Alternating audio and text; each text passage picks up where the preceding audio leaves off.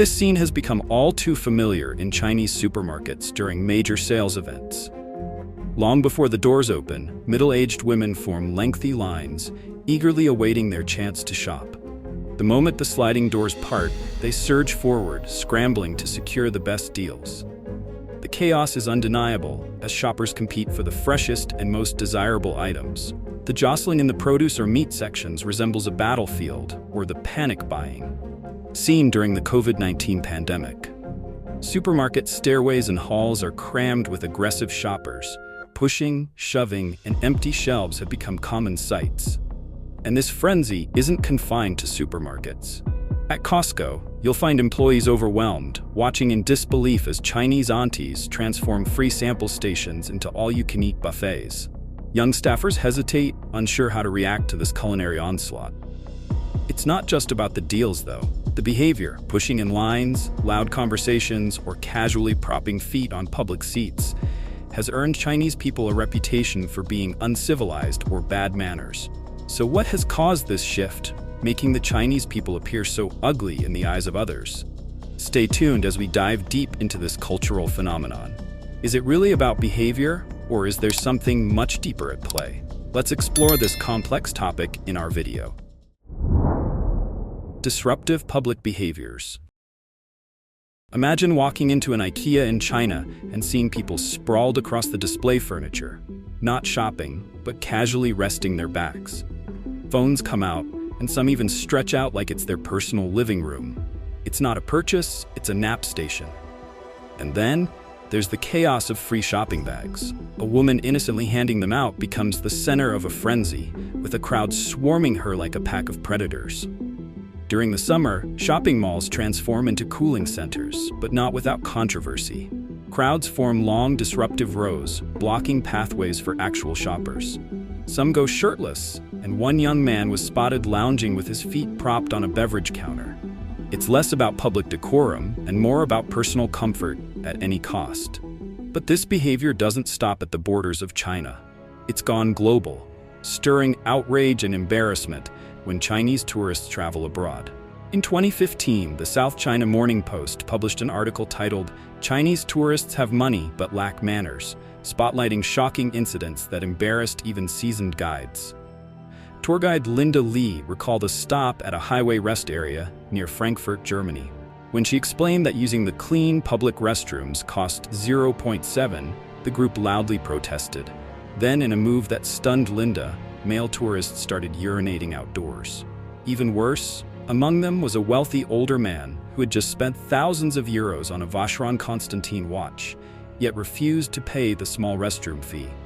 Signs with messages like, "Chinese tourists, please flush after using the toilet, please be quiet, and no spitting, please," written exclusively in simplified Chinese, have become common in France, Germany, Japan, and Thailand, in areas frequented by Chinese tourists. In September 2006, China's National Tourism Administration published a list on its official website highlighting uncivilized behaviors frequently reported by the public regarding mainland Chinese tourists, both domestically and internationally. These behaviors included littering, improper disposal of waste, spitting, blowing noses, discarding chewing gum in public spaces, and failing to flush toilets after use. Ignoring no smoking signs and smoking in prohibited areas were also common, contributing to pollution in public spaces. On public transport, pushing and shoving were frequent, while at shopping or sightseeing locations, overcrowding and jostling created bottlenecks. Queue jumping and crossing designated boundaries were common when waiting in lines. In public areas, loud phone conversations, shouting to friends, and noisy gatherings often caused disturbances. In June 2018, a video of two Chinese female tourists dancing provocatively outside a sacred mosque in Malaysia sparked outrage. The video quickly went viral, garnering nearly 1.8 million views within 2 days. The footage showed the women wearing short tops and shorts, performing suggestive dance moves outside the Masjid Bandaraya Mosque in Kota Kinabalu, a significant tourist attraction for Muslims and international visitors. More recently, an altercation involving two Chinese women at Tokyo's Haneda Airport attracted public attention. The fight, sparked by a dispute over queue order, unfolded in front of many onlookers. The incident became a trending topic online, with Japanese netizens commenting, "It's the Chinese again? They should be banned from entering," and "Chinese people don't know how to queue properly." In another instance, a group of Chinese tourists left a guest house in Osaka in a state of disarray after a 3-day stay. On November 23rd, a Japanese blogger with the X account Rokutan2 posted photos showing trash scattered across the property, including discarded food packaging. The mess was so severe that the guest house was temporarily unable to accept bookings. And then there's the infamous 2015 UK incident, where a Chinese woman allowed her grandchild to defecate in public, right in front of the prestigious Burberry storefront. The act left onlookers stunned and furious, becoming a symbol of what critics described as blatant disregard for local norms. These are just a few examples among countless incidents of inappropriate behavior by Chinese people, which continue to tarnish perceptions both at home and abroad. The root cause of Chinese unmannered behaviors. Some argue that differences in education, chaotic lifestyles, and a disregard for social norms and laws have contributed to the image of Chinese people being viewed as uncivilized in the eyes of the world. It's worth noting, of course, that these behaviors are not unique to China. They exist in every country. However, in China, such actions appear to be more widespread, almost systemic, to the point where they're seen as a cultural phenomenon. But here's the question. Is this really what Chinese culture is about? Let's dig into history and see if rude or uncivilized behavior is truly rooted in the Chinese way of life. China stands out as the world's only ancient civilization that has endured for over 5,000 years. The foundation of its cultural identity lies in 3 philosophical and spiritual pillars: Confucianism, Buddhism, and Taoism. These traditions didn't just influence the elite, they seeped into every corner of society, shaping values, behaviors, and the moral compass of generations. The 5 cardinal virtues of Confucianism, benevolence, righteousness, propriety, wisdom, and faith, defined personal and societal ethics. Confucian ideals emphasized respect, social harmony, and integrity as the cornerstones of civilization. Taoism, with its focus on living in harmony with nature, celebrated truth and the balance between humanity and the natural world. Buddhism, particularly Mahayana Buddhism, brought compassion and kindness to the forefront, promoting reverence for all forms of life. When Mahayana Buddhism was introduced to China, its human-centered philosophy spread across the populace, elevating Chinese culture into something deeply spiritual and rich in meaning. The reach of ancient Chinese culture extended far beyond its borders.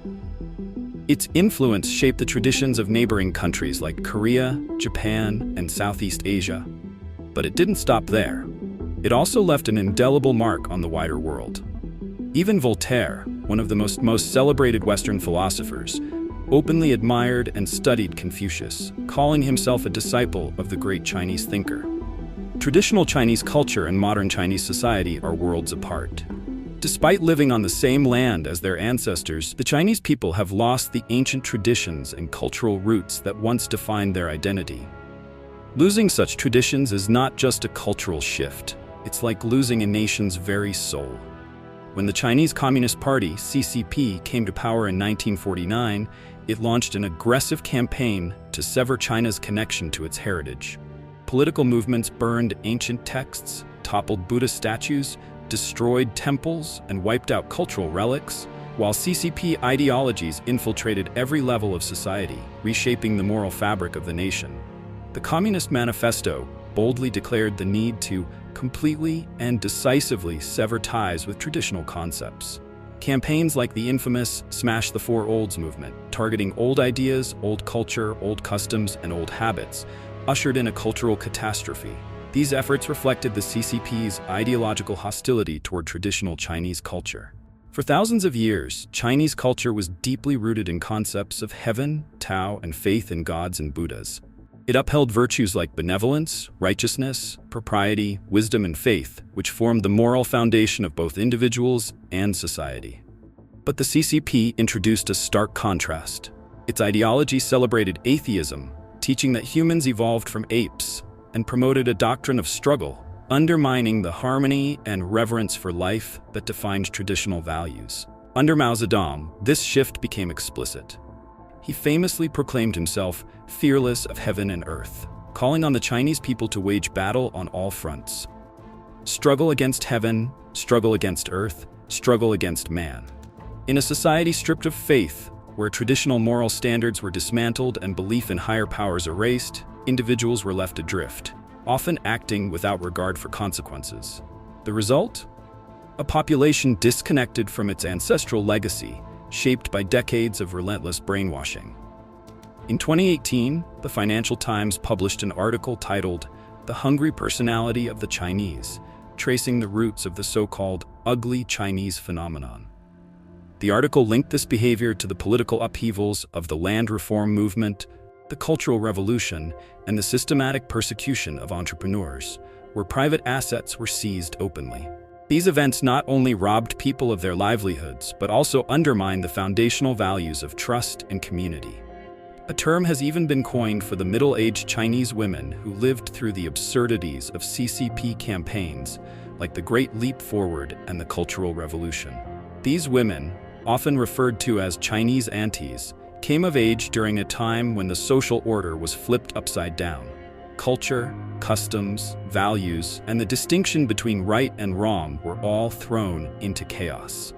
To survive these turbulent years and avoid being labeled counter-revolutionary, people developed double-faced personalities, saying one thing while thinking another, doing whatever was necessary to protect themselves. Even children weren't spared. They were brainwashed to serve as tools of the regime, indoctrinated to destroy their own heritage and traditions, turning on their families and communities in the name of the CCP's goals. Party culture has become a pandemic in China. This type of behavior isn't confined to older generations. It has spread across all segments of society, creating waves of shocking incidents that reflect deeper systemic issues. Take Nanjing, Jiangsu province, for example. A video captured at the reception desk of a local service center shows a couple pretending to be sick. The woman shouts aggressively, putting the staff in a difficult position. In the end, the staff waived their bill to defuse the situation. Instantly, the woman stopped yelling, calmly left, and walked away without paying a dime. In another incident, at a high-end Tiffany store in Chengdu, a young woman demanded her mother buy her an expensive piece of jewelry. When her mother refused, she completely lost control, screaming and smashing items inside the store. Bystanders outside filmed the meltdown, but the girl didn't seem to care. Her irrational behavior continued until police arrived, restrained her, and escorted her away. Speculation quickly emerged that her parents might be high-ranking officials in the CCP. Because in a system where laws are CCP-controlled, elites and their families often walk away from such incidents without facing consequences. But such behavior isn't limited to the wealthy or privileged. When it comes to CCP officials, regardless of rank, behavior often becomes even more outrageous. You don't need to be a princeling, descendants of top CCP leaders, to trample on ordinary citizens. Even low-ranking bureaucrats seem to wield unchecked power, as the system enables them to prioritize party interests over people's livelihoods. In Shenyang, Liaoning province, urban management officers tried to forcibly remove an elderly street vendor, accusing him of taking up too much space. One officer attempted to snatch the man's goods, but the vendor fiercely resisted, shouting, "What are you doing? Are you bandits? Is this how you maintain order, by creating conflict?" Even as his elderly companion tried to mediate, the officers continued tossing his goods onto the roadside. Furious, the vendor grabbed a brick and struck one officer twice, knocking him down. Instead of intervening, the bystanders cheered in support of the vendor. Why? Many Chinese people, long accustomed to CCP oppression, likely saw his defiance as a symbolic act of rebellion, one that voiced their own frustrations. Other incidents highlight the same pattern. In one video, 3 urban management officers tried to wrestle a duck away from an elderly farmer. In Chengdu, officials were caught confiscating stuffed panda toys from a street vendor, ignoring the vendor's desperate pleas. Another officer was just as determined to seize an elderly woman's bundles of vegetables, leaving her with nothing. These officials seem indifferent to the fact that their actions strip people of their means to make a living. Worse, their behavior sets a toxic precedent, encouraging others to follow suit. Today, many Chinese citizens proudly chant slogans of patriotism and nationalism. But how well do they understand the 5,000-year-old culture they claim to represent? Instead, behaviors like bullying the weak, prioritizing self-interest, and equating wealth with power are increasingly seen as representative of mainstream Chinese culture. The reality, these uncivilized behaviors are the result of decades of indoctrination and systematic brainwashing by the CCP. Over time, this has eroded the true essence of Chinese culture, leaving a society disconnected from its rich heritage. This concludes our video. If you're interested in more thought-provoking discussions about contemporary issues in China, don't forget to subscribe to our channel and share this video with your friends. Let's uncover the truth together.